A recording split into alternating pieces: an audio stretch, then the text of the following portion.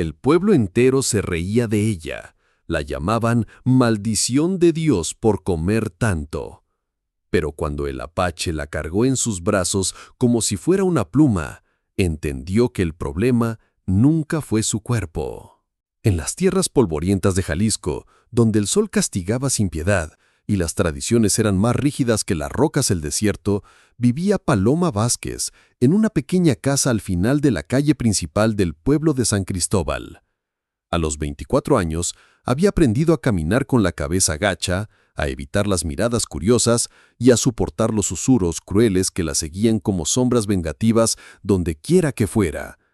Paloma no había nacido así. En las fotografías amarillentas que guardaba su madre, se podía ver a una niña de mejillas regordetas, pero normales, con ojos grandes y expresivos que brillaban con la inocencia de quien aún no conocía la crueldad del mundo. Pero los años habían sido implacables con ella, y su cuerpo había crecido en direcciones que el pueblo consideraba inaceptables para una mujer decente. A los 24 años, Paloma pesaba considerablemente más que cualquier otra mujer de San Cristóbal. Su figura redondeada, sus mejillas llenas y su vientre prominente la habían convertido en el objeto de burlas constantes desde que cumplió los 15 años. Los niños del pueblo corrían detrás de ella gritando, ¡ahí va la ballena! Y ¡cuidado que se va a comer todo el mercado! Las mujeres susurraban cuando pasaba, haciendo comentarios sobre su falta de autocontrol, su glotonería y cómo era una vergüenza para su familia. Su madre, doña Carmen, una mujer delgada y nerviosa de 50 años, había intentado de todo para arreglar a su hija. Dietas estrictas que duraban días antes de que Paloma, desesperada por el hambre, se refugiara en la cocina por las noches. Medicinas caras compradas a curanderos charlatanes que prometían milagros pero solo vaciaban los bolsillos familiares. Peregrinaciones a iglesias lejanas donde pedían a los santos que libraran a Paloma de su maldición. «Es un castigo de Dios», murmuraba doña Carmen mientras preparaba el desayuno, evitando mirar directamente a su hija. «Debe ser por algún pecado que cometimos sin darnos cuenta». Su padre, don Sebastián, había sido más directo en su desesperación. Como carpintero del pueblo, había visto cómo los clientes comenzaron a evitar su taller, susurrando que la maldición de su hija podría contaminar el trabajo de sus manos. Los ingresos familiares habían disminuido dramáticamente y la presión social se volvía más intensa cada día. «No puedes seguir viviendo así, Paloma», le había dicho su padre una noche, después de que ella regresara de una ida al mercado con los ojos rojos de tanto llorar. Los Méndez cancelaron el encargo de su mesa nueva. Dijeron que no querían que tuvieras nada que ver con los muebles de su casa. Paloma había aprendido a cocinar como una forma de escape. En la cocina, rodeada del aroma de especias y el calor reconfortante del fuego, podía olvidar por momentos las miradas de desprecio y los comentarios hirientes. Tenía un talento natural para combinar sabores, para crear platillos que hacían que incluso sus críticos más duros tuvieran que admitir su habilidad. Pero incluso este talento se había vuelto en su contra, usado como evidencia más de su falta de control. «Claro que cocina bien», comentaba doña Gertrudis, la mujer más chismosa del pueblo. «Se come la mitad de lo que prepara antes de que llegue a la mesa». Los intentos de cortejo habían sido inexistentes desde que Paloma había alcanzado la edad matrimonial. Los jóvenes del pueblo la evitaban como si su condición fuera contagiosa, y las pocas veces que algún forastero había mostrado interés inicial, las habladurías del pueblo se encargaban rápidamente de disuadirlo. El peor momento había llegado durante la fiesta patronal del año anterior. Paloma había ayudado a preparar el banquete para toda la comunidad, trabajando durante días en la cocina comunal del pueblo. Cuando llegó el momento de servir la comida, Padre José había pedido que todos los cocineros salieran para recibir el agradecimiento de la comunidad. Todos menos Paloma. Había murmurado alguien entre la multitud. Ella ya se comió su parte de agradecimiento. Las risas que siguieron habían sido como dagas clavándose en su corazón. Paloma había corrido hacia casa, encerrándose en su cuarto durante 3 días, negándose a salir incluso para comer. Fue después de este incidente que Padre José, Un hombre joven y compasivo que había llegado al pueblo apenas 2 años atrás, comenzó a visitar a la familia Vázquez con más frecuencia. A diferencia de los habitantes del pueblo, él veía en Paloma algo más que su apariencia física. «Hija mía», le había dicho durante una de sus visitas, «Dios no hace errores. Tu cuerpo no define tu alma, y tu alma es una de las más puras que he conocido». Pero incluso las palabras bondadosas del sacerdote no podían protegerla de la realidad diaria de vivir en un pueblo que la veía como una aberración. Todo cambió una mañana de septiembre de 1862, cuando el capitán Rodríguez llegó a San Cristóbal con noticias que alterarían para siempre el destino de Paloma. Los ataques apaches en la región se habían intensificado peligrosamente. Caravanas comerciales estaban siendo atacadas con frecuencia creciente y varios ranchos aislados habían sido completamente destruidos. Pero había algo diferente en estos ataques. En lugar de la violencia indiscriminada que caracterizaba las incursiones apaches tradicionales, estos asaltos parecían más estratégicos, más civilizados. «Hay un apache que está liderando estos ataques», explicó el capitán a don Sebastián y a otros hombres del pueblo reunidos en la cantina. «Un joven guerrero llamado Nahuatl. Pero no es como los otros apaches que hemos enfrentado». «¿Diferente cómo?», preguntó don Sebastián, limpiando nerviosamente sus herramientas de carpintería. Para empezar, habla español perfectamente. Algunos dicen que fue educado por misioneros cuando era niño antes de regresar con su tribu. Pero lo más extraño es que ha estado negociando.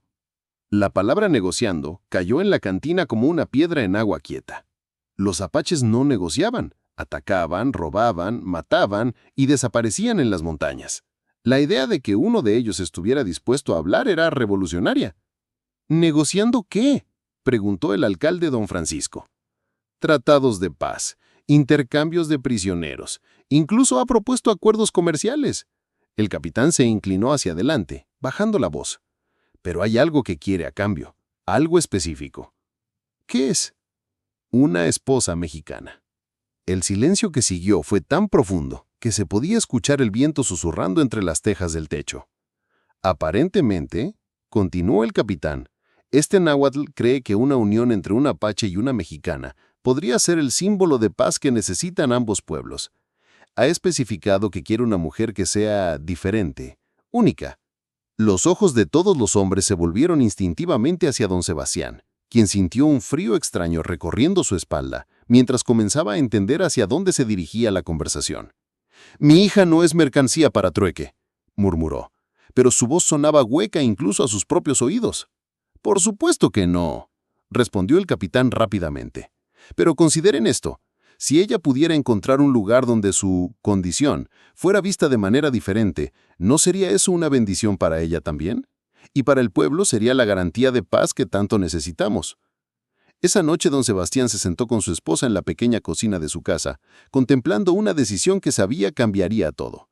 A través de las paredes delgadas podían escuchar a Paloma moviéndose suavemente en su habitación, probablemente cosiendo o leyendo uno de los pocos libros que poseía. «No podemos seguir así, Carmen», murmuró don Sebastián. «Las deudas se acumulan. Nadie quiere hacer negocios conmigo. Y, Paloma, mira cómo vive. Se está marchitando como una flor sin sol». Doña Carmen se secó las lágrimas que habían comenzado a caer. «¿Pero entregársela a un salvaje? ¿Cómo sabemos que no la matará la primera noche? ¿Y cómo sabemos que no se matará a sí misma si seguimos permitiendo que viva así?». La pregunta colgó en el aire como una verdad dolorosa que ambos habían estado evitando enfrentar. Al día siguiente, don Sebastián se acercó tímidamente a la habitación de su hija. La encontró sentada junto a la ventana, bordando un mantel que nunca usarían para recibir visitas que nunca vendrían. «Paloma», comenzó su padre, su voz más suave de lo que había sido en años. «Ha llegado una propuesta, una oportunidad». Ella levantó la vista y en sus ojos grandes y expresivos, él pudo ver tanto esperanza como temor. «¿Qué tipo de oportunidad, papá?». Don Sebastián se sentó pesadamente en la única silla de la habitación, luchando por encontrar las palabras correctas. «Hay un hombre, un apache, un joven guerrero que está buscando una esposa mexicana como parte de un tratado de paz. Paloma dejó caer la costura en su regazo. ¿Me estás entregando a un salvaje? Te estoy ofreciendo la oportunidad de encontrar un lugar donde tal vez, pueda ser vista de manera diferente. Paloma se puso de pie lentamente, caminando hacia la ventana. Fuera, el pueblo se extendía bajo el sol implacable, un lugar que había sido su hogar, pero que se había convertido en su prisión diaria. ¿Y si él me rechaza también?, murmuró. Entonces regresarás aquí y encontraremos otra manera, prometió don Sebastián. Pero, hija mía, ¿qué tienes que perder intentándolo? Las lágrimas que habían estado contenidas durante años finalmente comenzaron a caer. Paloma lloró por la mujer que podría haber sido, por los años de juventud perdidos escondiéndose de las miradas crueles, por la vida que había pasado sintiéndose como un error de la naturaleza. Pero cuando las lágrimas se agotaron, algo nuevo había tomado su lugar en su corazón. No era esperanza, aún no, pero era algo más: determinación. ¿Cuándo?, preguntó simplemente. Mañana, respondió su padre. El encuentro está arreglado para mañana al mediodía. Esa noche, Paloma se preparó para lo que podría ser su última noche en San Cristóbal. Se bañó cuidadosamente, evitando mirar su reflejo en el agua, pero por primera vez en años no lo hizo por vergüenza, sino por concentración. Se cepilló el cabello negro que brillaba como seda bajo la luz de la vela. Se puso su vestido más bonito, uno verde oscuro que había cosido ella misma y que, aunque tenía que admitirlo, la hacía ver hermosa a pesar de su tamaño. Y por primera vez en mucho tiempo, se permitió imaginar la posibilidad de que alguien pudiera verla como algo más que la gorda del pueblo. El punto de encuentro era un valle neutral, a 3 horas de camino de San Cristóbal. Don Sebastián había insistido en acompañarla, junto con el capitán Rodríguez y 2 soldados para protección. Pero mientras se acercaban al lugar designado, Paloma sintió que cada paso de su caballo la llevaba más lejos del mundo que conocía y hacia algo completamente desconocido. Cuando finalmente vio la figura esperando en el centro del valle, su respiración se detuvo por completo. Nahuatl estaba parado junto a su caballo, y incluso desde la distancia, Paloma pudo ver que era diferente de cualquier cosa que hubiera imaginado. Era joven, tal vez unos años mayor que ella, con una presencia que llenaba el espacio a su alrededor no por intimidación, sino por una confianza natural que irradiaba fuerza tranquila. Cuando se acercaron lo suficiente para verlo claramente, Paloma sintió que su corazón se saltaba varios latidos. Nahuatl era, sin lugar a dudas, el hombre más hermoso que había visto en su vida. Alto y atlético, con piel bronceada por el sol del desierto y cabello negro que le caía hasta los hombros. Sus facciones eran perfectamente proporcionadas, con ojos oscuros que brillaban con inteligencia y algo más que ella no podía identificar. Pero lo que más la impactó no fue su belleza física, sino la forma en que la miraba. Cuando sus ojos se encontraron por primera vez, Nahuatl no mostró ni rastro de shock, disgusto o la lástima disfrazada que había visto en tantos otros rostros. En lugar de eso, su expresión se transformó lentamente en algo que podría haber sido admiración. Nahuatl comenzó a caminar hacia ellos con pasos medidos, y cuando estuvo lo suficientemente cerca para hablar, se dirigió directamente a Paloma en español perfecto. «Eres aún más hermosa de lo que me habían dicho», dijo simplemente, y las palabras cayeron sobre ella como lluvia en tierra seca. Don Sebastián se adelantó nerviosamente. «Esta es mi hija, Paloma. Ella entiende que esta es una oportunidad beneficiosa para ambas partes». Nahuatl ni siquiera miró a don Sebastián. Sus ojos permanecieron fijos en Paloma, estudiándola con una intensidad que la hizo sentir como si pudiera ver directamente a su alma. «¿Vienes por tu propia voluntad?», le preguntó directamente a ella. La pregunta era simple, pero Paloma entendió que su respuesta determinaría todo lo que vendría después. «Vengo porque he estado viviendo como prisionera en mi propio pueblo», respondió con honestidad que la sorprendió a ella misma. «Si hay algún lugar en el mundo donde eso pueda cambiar, entonces sí, vengo por mi propia voluntad». Algo cambió en la expresión de Nahuatl cuando escuchó sus palabras. Sus ojos se suavizaron aún más, y por primera vez en años, Paloma vio algo en el rostro de un hombre que no había visto nunca: admiración genuina. «¿Puedo acercarme?», preguntó, una cortesía que nadie le había mostrado en años. Paloma asintió, aunque su corazón latía tan fuerte que estaba segura de que él podía escucharlo. Nahuatl se acercó lentamente, parándose frente a ella pero manteniendo una distancia respetuosa. De cerca, pudo ver que sus ojos no solo eran hermosos, sino también sabios, como si hubieran visto más del mundo de lo que correspondía a alguien de su edad. En mi cultura, dijo suavemente, una mujer con tu figura es considerada la forma más perfecta de belleza femenina. Representas abundancia, fertilidad, la capacidad de nutrir y sostener la vida. Sus ojos nunca se apartaron de su rostro mientras hablaba. ¿Puedo preguntarte por qué tu pueblo te ha hecho creer que eres algo menos que perfecta? La pregunta la golpeó como un rayo. Durante 24 años había aceptado sin cuestionar que su cuerpo era algo malo, algo que corregir, algo de lo que avergonzarse.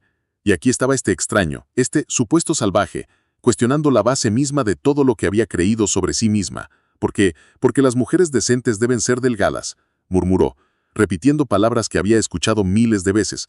Una mujer gorda es señal de glotonería, de falta de control ¿De qué? La interrumpió suavemente Nahuatl. De que Dios está disgustado conmigo. Terminó con voz quebrada. Nahuatl se acercó un paso más y ahora estaba lo suficientemente cerca para tocarla si hubiera querido. Tu Dios debe estar muy orgulloso, dijo con convicción que la hizo temblar, de haber creado una mujer tan perfecta que otros se sienten pequeños en comparación. Se apartó un paso, pero su mirada permaneció intensa. La pregunta es, ¿estás lista para aprender a verte como yo te veo? Paloma sintió lágrimas picando en sus ojos, pero por primera vez en años no eran lágrimas de dolor. No sé si puedo, susurró honestamente.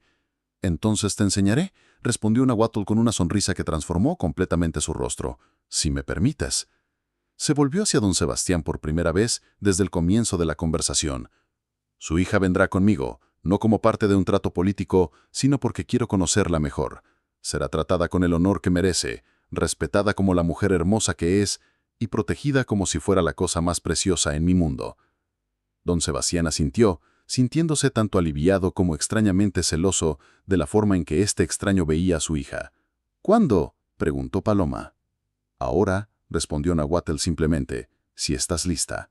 Paloma miró por última vez hacia la dirección de San Cristóbal, hacia el pueblo que había sido su hogar, pero nunca verdaderamente su refugio. Luego miró de vuelta a Nahuatl, a este hombre hermoso que había visto su cuerpo y lo había llamado perfecto. «Estoy lista», dijo, y por primera vez en 24 años creyó completamente en sus propias palabras. Pero entonces algo extraordinario sucedió. En lugar de ayudarla a montar su caballo como había esperado, Nahuatl se acercó a ella y sin previo aviso, la levantó en sus brazos como si no pesara nada en absoluto. Paloma contuvo la respiración, esperando escuchar el gruñido de esfuerzo, la queja silenciosa, los signos de lucha que había asociado con cualquier intento de alguien de cargarla. Pero Nahuatl la sostuvo con facilidad natural, como si fuera ligera como una pluma. «¿Cómo?», comenzó a preguntar. «Porque eres perfecta tal como eres», murmuró él contra su oído, «y porque soy lo suficientemente fuerte para apreciar la perfección cuando la veo». En ese momento, mientras estaba en los brazos de este apache hermoso, que la trataba como si fuera la cosa más preciosa en el mundo, Paloma finalmente entendió algo que había tardado 24 años en aprender. El problema nunca había sido su cuerpo. El problema había sido el mundo equivocado. El viaje hacia el territorio apache tomó 2 días, y cada hora fue una revelación para Paloma. Nahuatl viajaba con un pequeño grupo de guerreros, hombres que trataban a Paloma con respeto que nunca había experimentado. No había miradas furtivas, no había susurros crueles, no había esa mezcla de lástima y disgusto que había sido su experiencia diaria durante años. En lugar de eso, los guerreros apaches la saludaban con cortesía natural. Le ofrecían agua cuando tenía sed, y se aseguraban de que tuviera los mejores lugares para descansar cuando acampaban. Durante las noches, cuando se sentaban alrededor del fuego bajo las estrellas, Nahuatl se quedaba cerca de ella. No intentaba tocarla o presionarla de ninguna manera, pero su presencia era reconfortante de maneras que nunca había experimentado. ¿Puedo preguntarte algo?, se atrevió a preguntar la primera noche. «Puedes preguntarme cualquier cosa», respondió Nahuatl, sus ojos reflejando la luz del fuego. «¿Por qué me ves de manera tan diferente, incluso antes de conocerme, cuando solo sabías que soy? ¿Qué? ¿Hermosa? ¿Perfecta? ¿Exactamente lo que un hombre apache desearía en una compañera?» Paloma sintió calor subiendo por sus mejillas. «En mi pueblo, soy vista como...» «Tu pueblo está ciego», la interrumpió suavemente Nahuatl. «En mi cultura, una mujer con tu figura es considerada ideal porque demuestra que puede prosperar, que es fértil, que tiene la fuerza para criar hijos saludables y sostener una familia. Se inclinó ligeramente hacia adelante, sus ojos nunca apartándose de los de ella. Pero más que eso, he visto cómo cocinas. He visto la gentileza en tus ojos cuando miras a los caballos cansados. He visto cómo cuidas de pequeños detalles que otros ignoran. Tu belleza física es solo el comienzo. Tu alma es lo que me fascina. Náhuatl se puso de pie y extendió su mano hacia ella. ¿Quieres que te muestre algo? Con el corazón latiendo fuertemente, Paloma tomó su mano y se dejó llevar lejos del fuego, hacia un pequeño río que corría cerca de su campamento. La luna llena se reflejaba en el agua, creando un espejo natural perfecto. «Mírate», dijo suavemente Náhuatl, guiándola hacia la orilla del río. «No», murmuró Paloma instintivamente, apartando la mirada. «No me gusta verme». «¿Por qué has estado mirándote con los ojos equivocados?», respondió él. «Mírate con mis ojos». Lentamente, reluctantemente, Paloma permitió que su mirada se dirigiera hacia su reflejo en el agua. «¿Qué ves?», preguntó Náhuatl. «Veo una mujer gorda y fea», murmuró Paloma, las palabras saliendo automáticamente después de años de repetición. «Yo veo curvas hermosas que hablan de feminidad perfecta», corrigió Náhuatl, su voz llena de convicción. «Veo caderas que podrían dar vida a muchos hijos fuertes. Veo brazos que podrían sostener y nutrir. Veo un rostro que irradia bondad y sabiduría». Se colocó detrás de ella, sus manos descansando suavemente en sus hombros.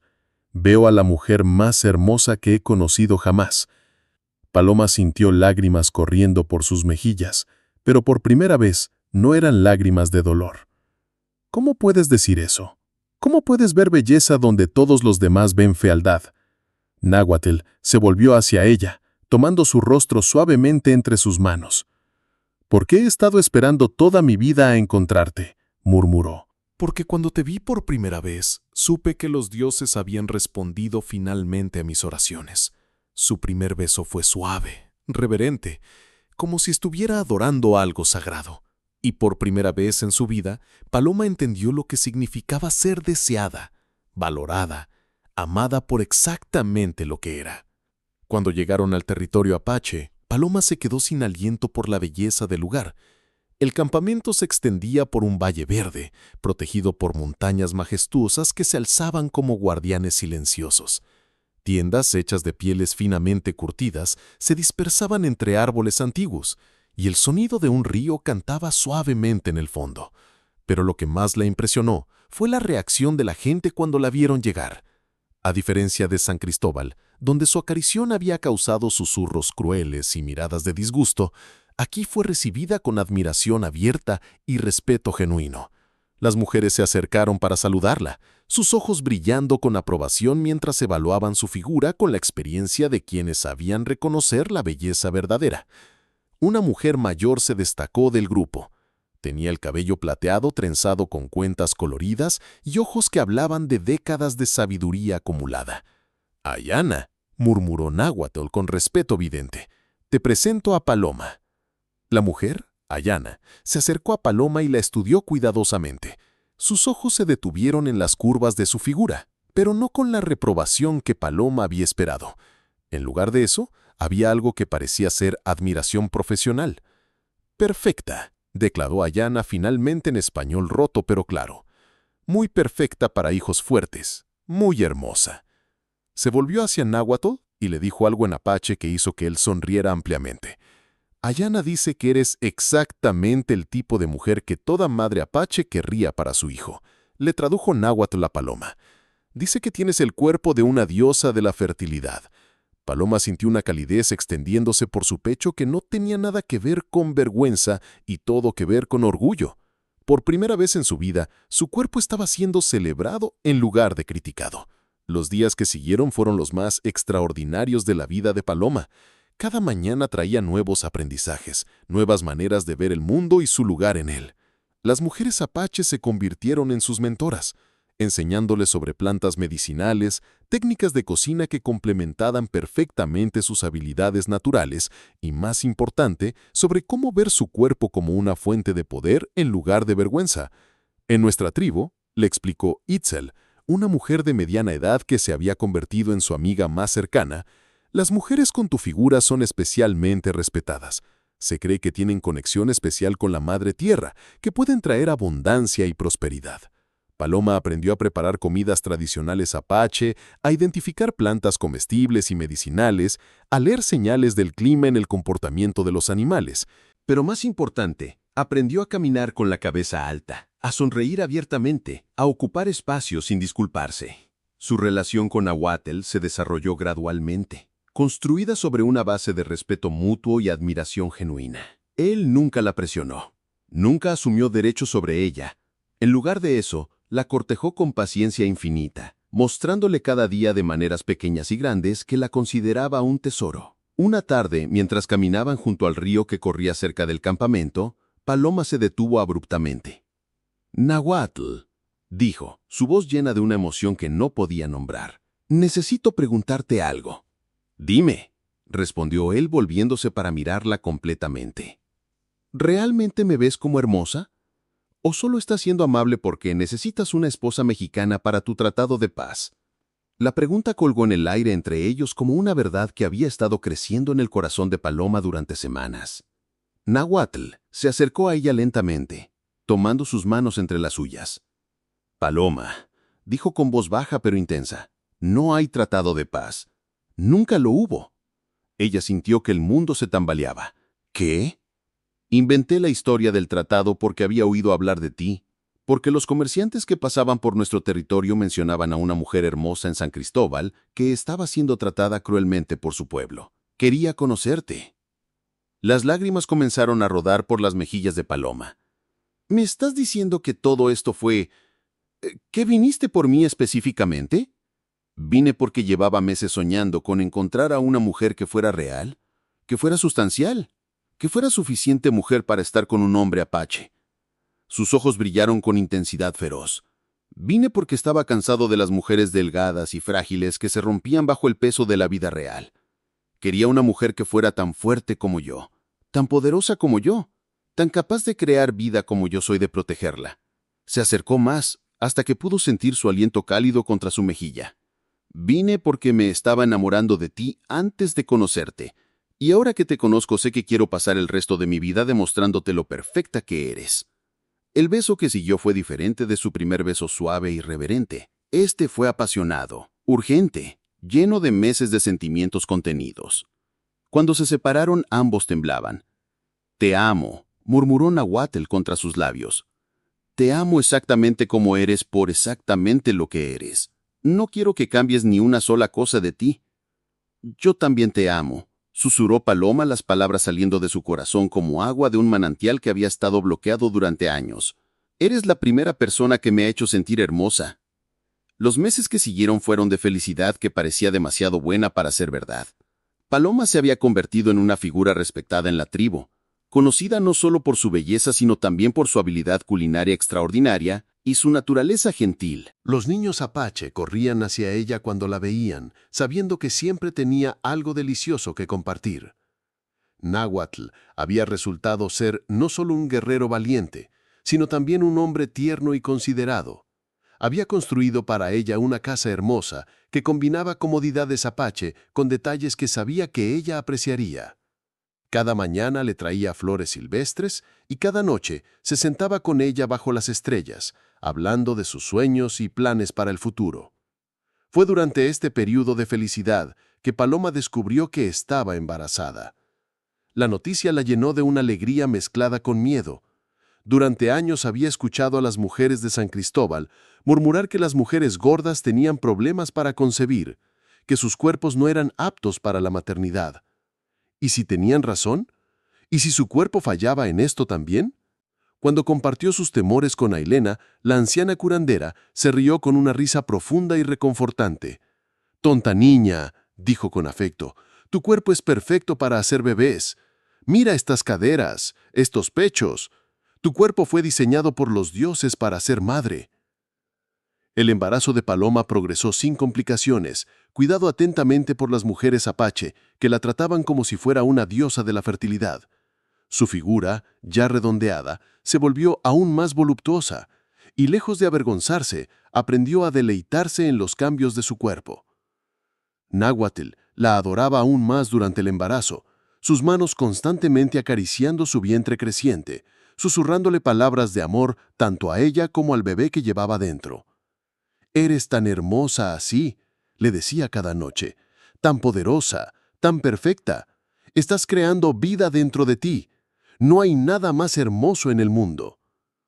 Cuando finalmente llegó el momento del parto, Paloma dio a luz a un niño grande y saludable, con ojos oscuros como los de su padre y mejillas regordetas como las de su madre. «Es perfecto», murmuró Náhuatl, sosteniendo a su hijo por primera vez con manos que temblaban de emoción. «Fuerte como su madre, hermoso como su madre». «¿Cómo lo llamaremos?», preguntó Paloma.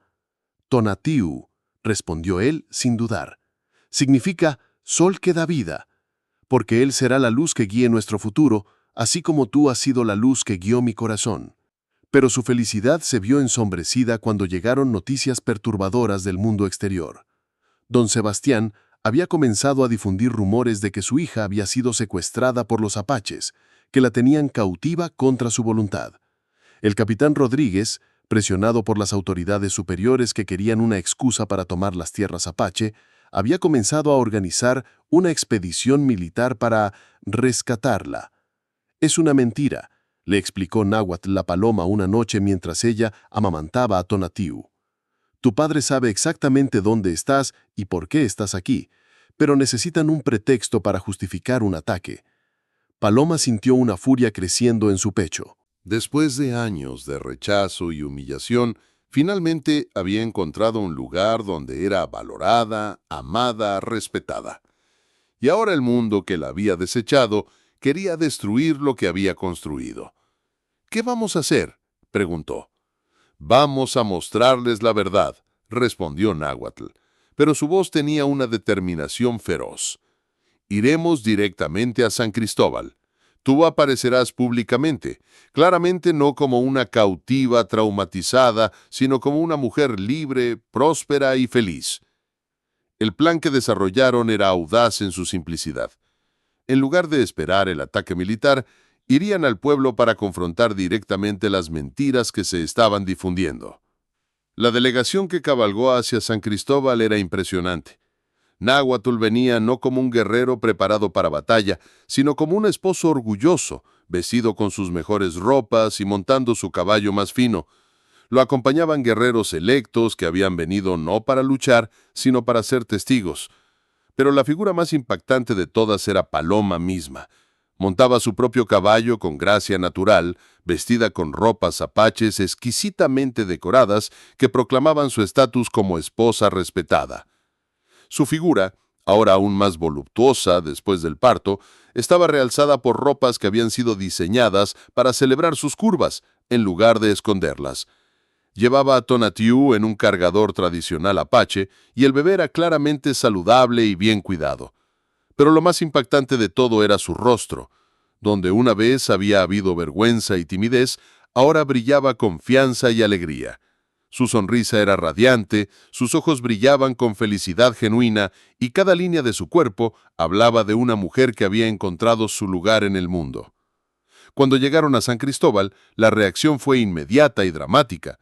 La gente se congregó en las calles para ver a la gorda que había sido secuestrada por los apaches, pero en lugar de la víctima traumatizada que esperaban, vieron a una mujer que había florecido de maneras que nunca habría sido posible en su vida anterior.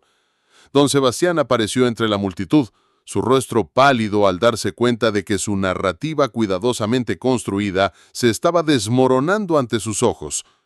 «Paloma», dijo con una sonrisa forzada, «qué alivio verte a salvo. Hemos estado tan preocupados por ti. ¿Estos salvajes te han tratado bien?».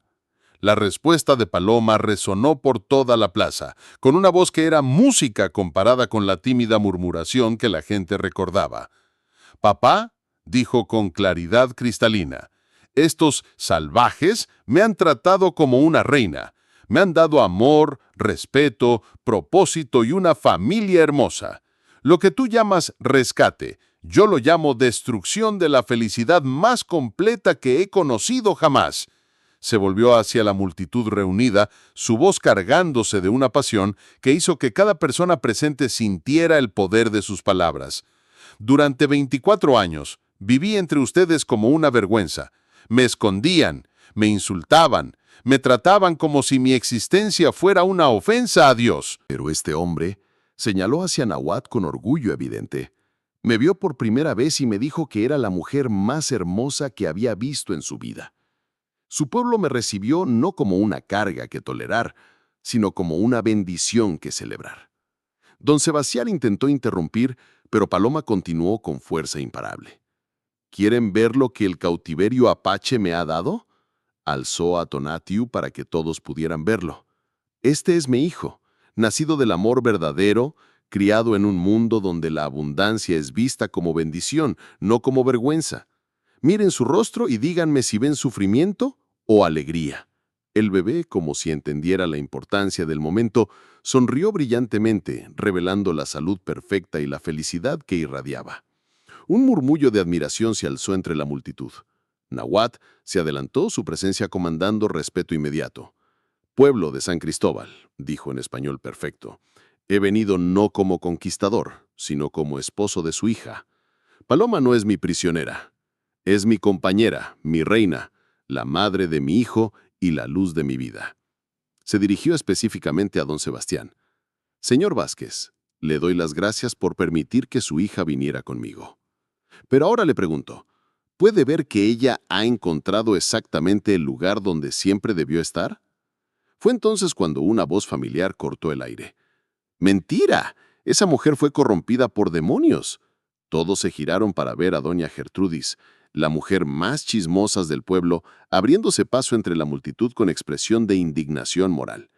«Miren cómo está aún más gorda que antes. Es evidencia de su glotonería y pecado». Un silencio tenso llenó la plaza. Paloma sintió un eco del viejo dolor, la vieja vergüenza amenazando con regresar. Pero entonces miró a Nahuatl, vio el amor feroz en sus ojos, sintió el peso de su hijo saludable en sus brazos y encontró una fuerza que nunca había sabido que poseía. «Doña Gertrudis», dijo con voz tranquila pero que resonó por toda la plaza, «estoy más abundante que antes, porque he encontrado un lugar donde mi abundancia es celebrada como señal de prosperidad y salud». Se acercó a la mujer mayor, su presencia ahora imponente en lugar de encogida. «He aprendido que hay dos tipos de personas en el mundo, aquellas que ven abundancia y celebran, y aquellas que ven abundancia y se sienten pequeñas en comparación. ¿Cuál es usted, doña Gertrudis?».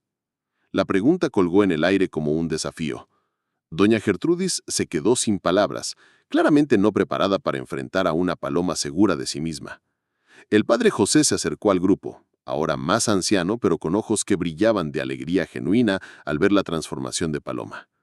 «Hija mía», dijo con voz llena de emoción, «puedo ver que has encontrado tu verdadero hogar. Como hombre de Dios debo reconocer la obra divina cuando la veo. No has sido corrompida por los paganos. Has encontrado tu verdadero llamado». Se dirigió hacia la multitud. «Esta mujer no necesita rescate. Necesita que celebremos su felicidad». El capitán Rodríguez, que había venido preparado para una expedición militar, se acercó con expresión confundida. «Señora Paloma», dijo formalmente, «¿está usted aquí por su propia voluntad?» «Más voluntariamente que cualquier cosa que haya hecho en mi vida», respondió Paloma sin vacilar. «Estoy aquí porque este es mi mundo ahora. He encontrado un lugar donde mi cuerpo es visto como templo, no como vergüenza, donde mi abundancia es vista como bendición, no como maldición». Se volvió hacia la multitud reunida. «Durante años, ustedes me dijeron que era demasiado para ser amada. Resulta que solo necesitaba encontrar a un hombre lo suficientemente fuerte para amar todo lo que soy». Nahuatl se acercó a ella y ante toda la multitud la alzó en sus brazos como si no pesara nada, girándola en el aire mientras ella reía con pura alegría. «Esta», declaró, cuando la puso de pie, «es mi esposa, mi reina, la mujer más hermosa del mundo. Y cualquiera que no pueda ver su belleza simplemente no tiene ojos para verla». Los días que siguieron vieron un cambio gradual en San Cristóbal. No todos los habitantes cambiaron de opinión inmediatamente, pero algunos comenzaron a cuestionar sus propias percepciones sobre la belleza y el valor. Doña Carmen, la madre de Paloma, que había permanecido en silencio durante toda la confrontación, finalmente se acercó a su hija con lágrimas en los ojos.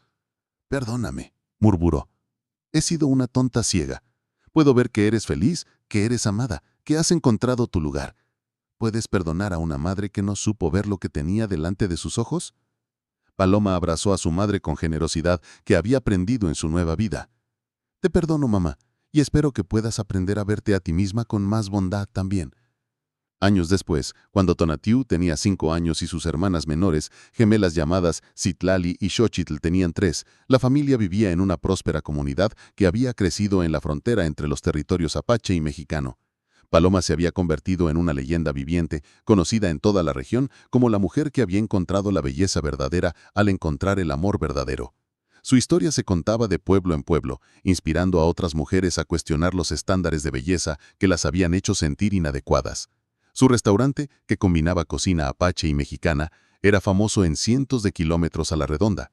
Viajeros llegaban de lugares lejanos no solo para probar su comida extraordinaria, sino para conocer a la mujer que había demostrado que la belleza verdadera no tiene talla.